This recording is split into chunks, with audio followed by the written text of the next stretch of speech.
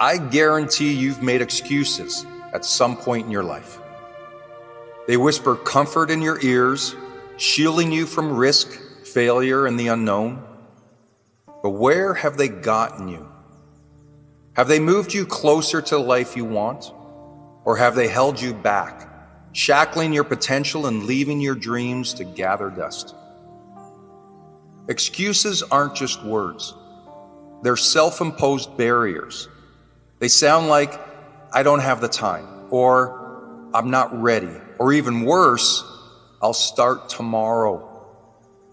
But excuses are lies we tell ourselves to stay comfortable. And comfort, my friends, is the silent killer of growth. Imagine for a moment that you stripped away every excuse. What would your world look like if you took ownership of every decision, every failure, and every triumph? How unstoppable could you be? Your power lies in responsibility. It's where transformation begins. Stop waiting for a savior, a sign, or the perfect moment. Understand that no one is coming to save you. Your dreams are yours to achieve, and your life is yours to build. You hold the pen, and every day you write your story. So will it be a tale of excuses and regrets, or one of resilience and triumph? When you blame your circumstances, your past, or others for where you are, you're giving away your power. But when you take responsibility, you reclaim it.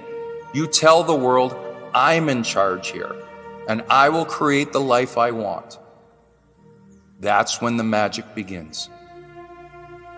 Excuses thrive in a mind focused on problems. So flip the switch. Instead of saying, I can't because, start asking, how can I? Every time you look for a solution, you expand your possibilities.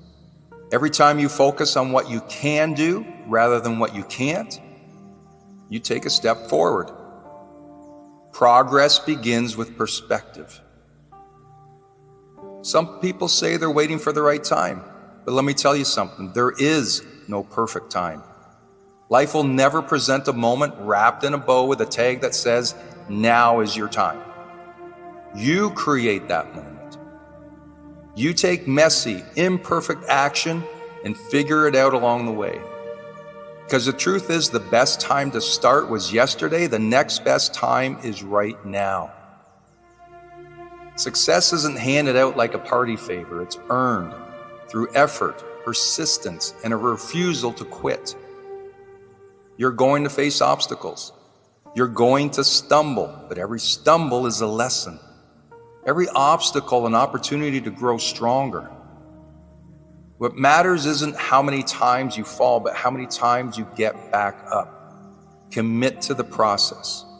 Commit to doing the hard things. Commit to yourself. Take a hard look at the people around you. Are they lifting you up or holding you down? Surround yourself with people who challenge you, inspire you, and refuse to let you settle for less than your best. The energy you absorb shapes the life you create. Choose wisely. I know excuses are comforting, but they're also the chains holding you back from the life you deserve. You don't need more time, more resources, or more permission. You need more action. You need to step into your power and decide that you're done playing small. What are you going to do today to take back control of your life? How will you show up for yourself? Not tomorrow, not someday, but today. Because everything you've ever wanted is on the other side of your excuses. No more excuses. No more waiting. It's time to act. Your life is waiting for you to claim it. Go make it happen.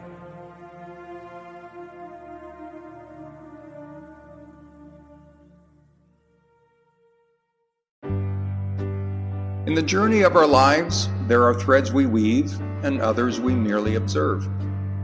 Each day presents us with numerous choices, challenges, and circumstances, each demanding a response.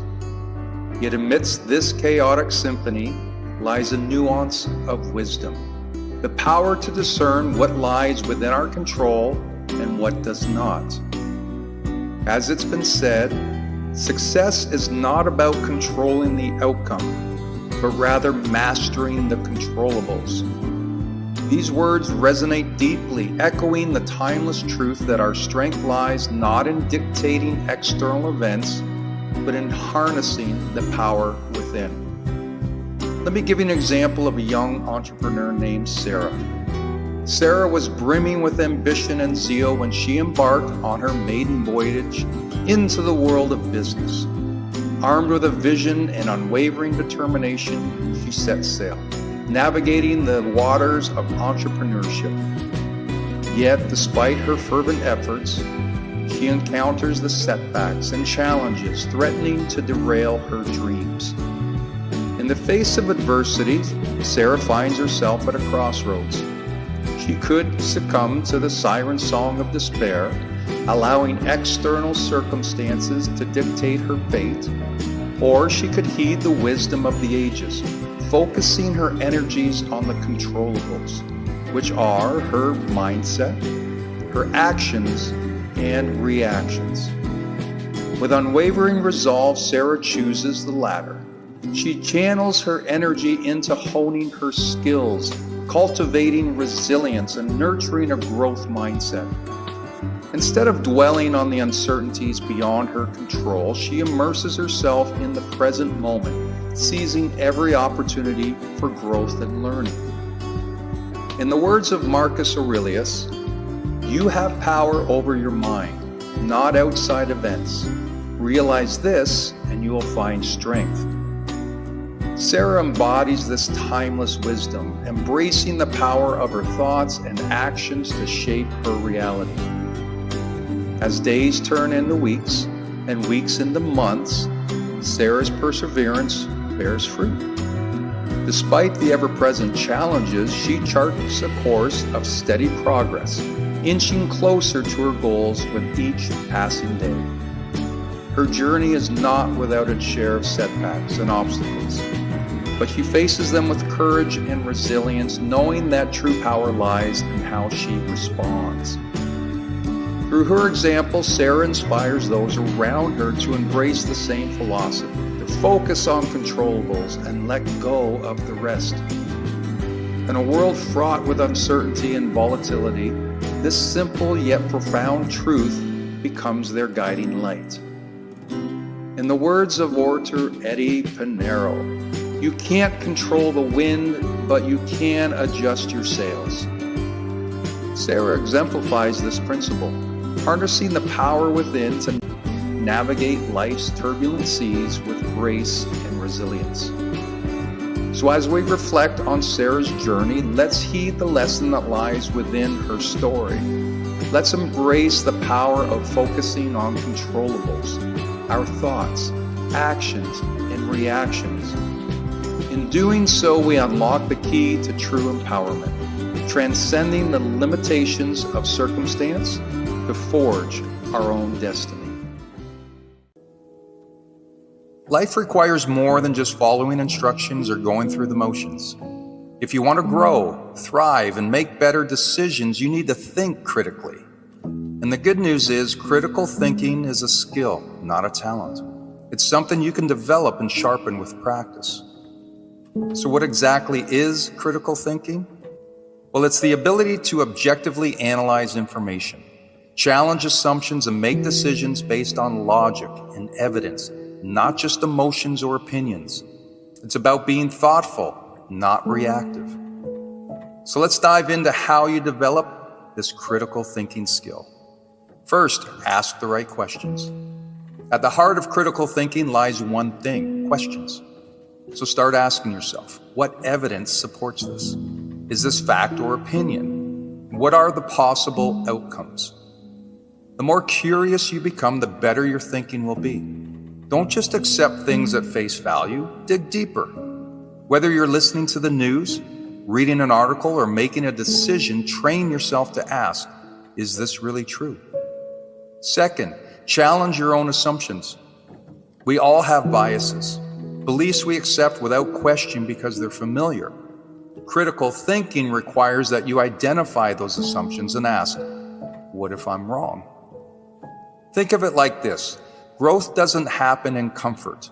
When you question your own beliefs and consider new perspectives, you sharpen your mind and open yourself to better solutions. The goal isn't to always be right. It's to be open to being better. Third, practice active listening. One of the best ways to develop critical thinking is by listening to understand, not just respond. Whether it's a conversation, a podcast, or an argument, slow down and listen carefully to not only what's being said, but what's not being said. Critical thinkers listen with curiosity, not judgment. They gather information from multiple sources before forming conclusions. The more perspectives you engage with, the more well-rounded your thinking becomes. Fourth, analyze and evaluate the information. We're bombarded with information daily. Some of it's useful, a lot of it's not. Your job as a critical thinker is to filter the noise and focus on what matters. Look for facts over opinions. Seek reliable sources instead of rumors. Ask yourself, what's the motive behind this message? In a world of clickbait and misinformation, the ability to separate truth from fluff is priceless. Number 5, develop problem-solving skills. Critical thinking isn't just about analyzing information. It's about using that information to solve problems effectively. Instead of jumping to conclusions, ask, what are all the possible solutions? What are the pros and cons of each option? What's the next best step based on the evidence? Critical thinkers focus on solutions, not excuses. They don't avoid tough decisions, they embrace them. Number 6 is reflect and learn from the experience. After every decision or experience, reflect on what you learned or what could have been done better. Reflection is essential for growth. Critical thinking is like a muscle. It gets stronger the more you use it. Every time you pause to reflect, you give yourself the chance to make better decisions in the future. After all, it's about progress, not perfection. So finally, developing critical thinking skills is like giving yourself a compass. It helps you navigate life's challenges with clarity and confidence. You won't just follow the crowd, you'll carve your own path. And here's the key. It's a process, not a destination. The more you practice questioning, analyzing, and reflecting, the sharper your mind will become. In the end, the quality of your decisions shapes the quality of your life. So ask questions, challenge assumptions, listen actively, and never stop learning. When you master your mind, you master your life.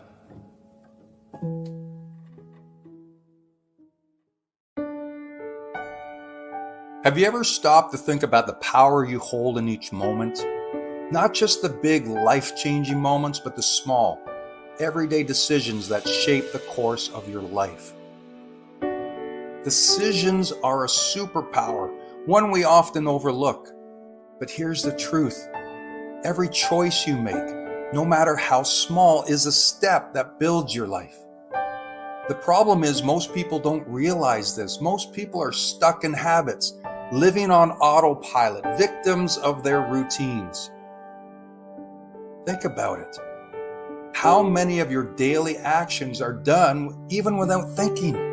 You wake up, check your phone, maybe hit the snooze a few times. You grab something quick for breakfast, head off to work or your daily routine, and before you know it, the day's gone. It's easy to fall into the same patterns day after day without stopping to realize that those small, mindless choices are steering your life. The scary part is those habits can lead you to a life you never really chose. But it doesn't have to be this way. You have the power to make decisions that can change everything. Think back to a time when you had to make a big decision. Maybe it was about your career, a relationship, or even your health. It felt like the weight of the world was on your shoulders, but once you made a decision, your world started to shift. You decided to take a new job, and suddenly your daily choices started to align with that decision. You decided to leave a relationship that wasn't right for you, and it opened the door to new opportunities. The big decisions create a ripple effect, leading to smaller daily choices that shape your reality. Every day, you're faced with decisions that can either move you forward or keep you stuck. Will you take action on your goals, or will you stay in your comfort zone? Will you fuel your body with what it needs, or will you give in to what's easy? It's in these moments that you have the chance to flex your superpower, the power of choice, the power to direct your own life. The key is this: you're always one decision away from a different life. And it's not just the big choices, it's the small, consistent decisions that really define your path. The decision to show up, to be disciplined, to put in the work when no one's watching. These are the decisions that build the life you want. So ask yourself, are you living by design or by default? Are you actively choosing the life you want, or are you letting habits and routines run the show? Because the truth is, you can make a decision today, right now, that will set your future in motion. You can choose to take control, be the driver of your own life, rather than a passenger on autopilot. Life is a series of choices. You decide what direction you go in, what you focus on, and how you respond to what happens. Your decisions define your destiny. And here's the beautiful part. No matter where you are right now, you have the power to change it. You have the power to choose. So make the decision to live consciously, to break free from old habits, and to create the life you've always wanted. Because in the end, your life is made up of the decisions you make. Flex your superpower and decide to make it extraordinary.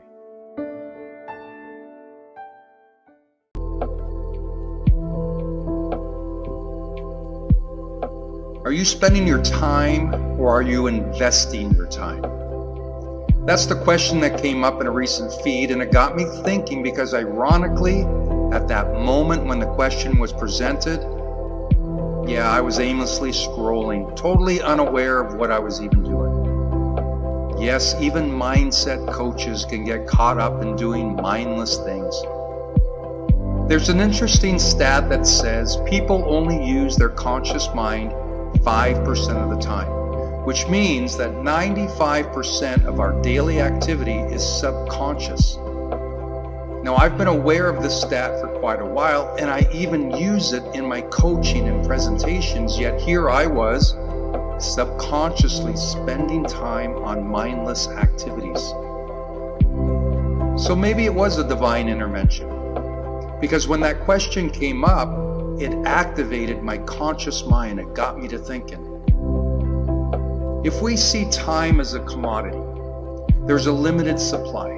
We're obviously here for a finite period. Eventually, time will run out for all of us. So how we use that time suddenly becomes valuable. In the financial world, the wealthy understand this concept. By spending, I may get an immediate return, but the real wealth is created when they invest. The investment may not pay dividends right away, but with time, they'll be richer in the long run. When we spend our time, that time is gone. Sure, there might be some enjoyment in the moment, but there's no long-term return. However, if I invest my time, then for sure there'll be a return, because I've used my time to bring about something greater. Let me give you some examples of subtle changes that you can make that'll transform spending your time into investing your time. We all enjoy watching a good movie.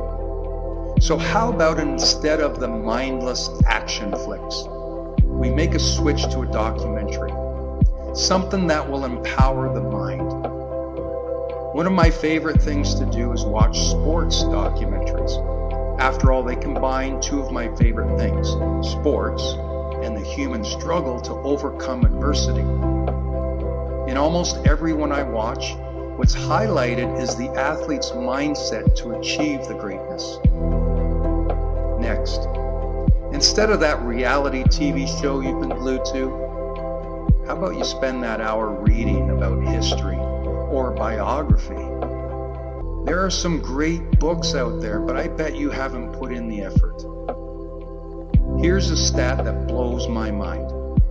1/3 of high school graduates never read another book after leaving school. They invested their time while in school, but have since become spenders. The changes don't have to be drastic, and it doesn't have to be a total switch to just investing. I'll admit, there are some benefits to spending, like the immediate gratification, but the investing is where the real power lies. In Joe Rogan's podcast, he says to be productive, pretend there's a documentary crew following you around. If there were cameras on you 24/7, how would your days change? My guess is that a lot of you spenders will turn into investors.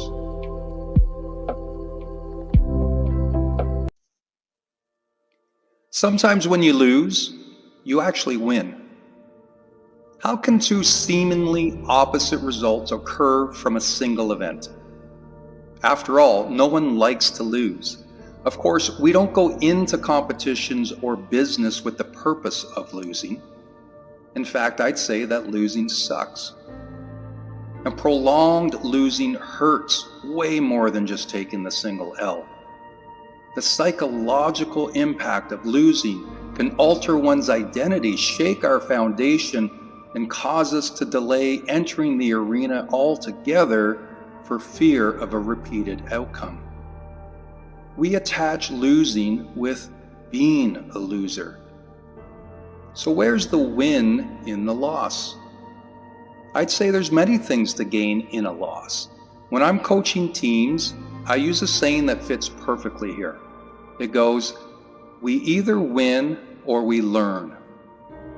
We either win or we learn. We've completely taken loss off the table.